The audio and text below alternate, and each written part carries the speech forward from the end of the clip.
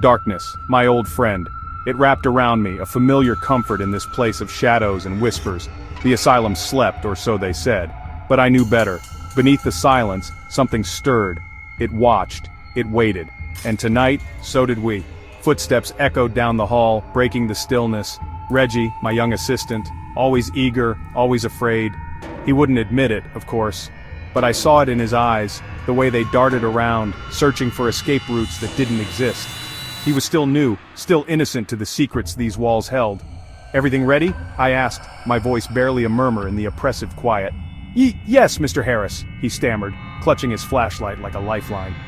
"Guests will be arriving soon." He didn't like it here, not really, not like I did. But he kept coming back, drawn to the mystery, the fear, the thrill of the unknown. And maybe, just maybe, he saw something in me, a kindred spirit in this desolate place. Reggie had been jumpy all week, ever since the incident. The incident with the old gramophone. It hadn't just started playing, it had screamed. A tortured metallic wail that seemed to claw its way out of the very walls. Reggie wouldn't go near the room now. "Mr. Harris," he said, voice tight, "did you check the EMF reader and the cameras?" "Easy, son," I chuckled, clapping him on the shoulder. He flinched. "Everything's in place, ready for a show?" He wasn't reassured. But then, that was part of the thrill, wasn't it? This place got under your skin, made you doubt your senses, made you question if you were truly alone. I spun the ring of keys on my finger. Each one opened a door to a different story, a different life, a different kind of death. Tonight we'd unlock a few. The asylum loomed above us, a gothic silhouette against the bruised twilight. Built in 1899, it had seen its share of horrors. Now, it was a playground for the curious and the brave, or maybe just the foolish. We'd prepped the usual spots. The old operating theater with its rusting tools and lingering scent of antiseptic. The padded cell where screams seemed to echo even in the silence.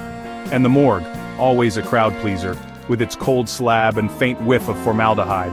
"Remember, Reggie," I said, my voice low, "stick to the script, don't embellish, let the place speak for itself." He nodded, but his eyes were wide, reflecting the fear I knew he wouldn't admit. He didn't understand yet. This wasn't about scaring people, it was about respecting the past, about giving a voice to the voiceless. First to arrive were the college kids, loud and boisterous, their bravado a thin veil for their nerves. They huddled together, whispering jokes about ghosts and goblins, their laughter echoing strangely in the stillness. Next came a young couple holding hands a little too tightly, their eyes searching the shadows. They were the believers, the ones eager for a sign, a touch, a glimpse beyond the veil. Finally, a lone figure emerged from a car, his face hidden beneath a wide-brimmed hat. He moved with an air of quiet confidence, his gaze lingering on the asylum's crumbling facade. He was the skeptic, the one who thought he'd seen it all, the one most likely to have his beliefs challenged. "All right, Reggie," I said, my voice firm. "Time to earn your keep, let's round them up." We moved through the growing crowd, herding them towards the main entrance. A motley crew united by a shared sense of morbid curiosity. The air crackled with anticipation, a palpable energy that thrummed beneath the surface. "No touching," I warned, my voice echoing in the cavernous entryway. "No provoking." And most importantly, I paused, letting the silence settle. "If you see something, hear something, feel something, don't engage, don't run, just tell me." The group stared, a mixture of fascination and fear on their faces. I could feel their energy, their excitement, but also their apprehension. They were here for a scare, yes, but they weren't prepared for the real thing. "This is not a game," I continued, my gaze sweeping over them. "This place, it remembers. It holds on to things. To people, to their pain, to their anger. Respect that and you'll be fine. Disrespect it." I let the sentence hang, the unspoken threat lingering in the air. Reggie, ever the showman, dimmed the lights, plunging the entryway into an oppressive gloom. A collective gasp rippled through the group. Good. A little fear was healthy. It kept them alert. We moved through the asylum like shadows ourselves, our footsteps echoing on the cold stone floors. Each room held its own story, its own tragedy. The air grew heavy with the weight of it all, the unseen presence pressing down on us like a physical weight. We were in the old nursery, the walls still adorned with faded murals of teddy bears and rainbows, a cruel mockery of the horrors that had unfolded here. I was just describing the young boy Billy, who had claimed to see shadowy figures in the corners when it happened. A sudden crash from the room next door, metal clanging against metal, screams ripped through the silence. The guests surged back, fear contorting their faces. Even Reggie looked shaken. "Stay here," I commanded, my voice sharp. "Reggie, with me." I could feel their eyes on us as we disappeared into the darkness, their fear a tangible presence in the air. I gripped my flashlight tighter, my senses on high alert.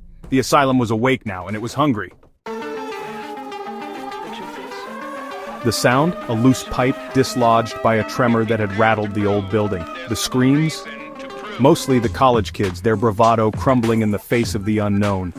The couple clung to each other, their fear palpable, but their eyes held a glimmer of something else. Excitement? Perhaps. The lone man, the skeptic, stood apart from the group, his face unreadable in the shadows. He hadn't flinched at the crash, hadn't joined the chorus of screams. He was watching, observing, his gaze sharp and calculating. He wasn't afraid, not yet. "All right, folks," I announced, emerging from the darkness, Reggie trailing behind me, his face pale but composed. "Just a little reminder that this place, it has a way of testing you." I scanned the faces before me, a strange mix of terror and exhilaration. They had come seeking a thrill, a glimpse into the darkness. And tonight the darkness had obliged. I only hoped they were ready for what it had in store.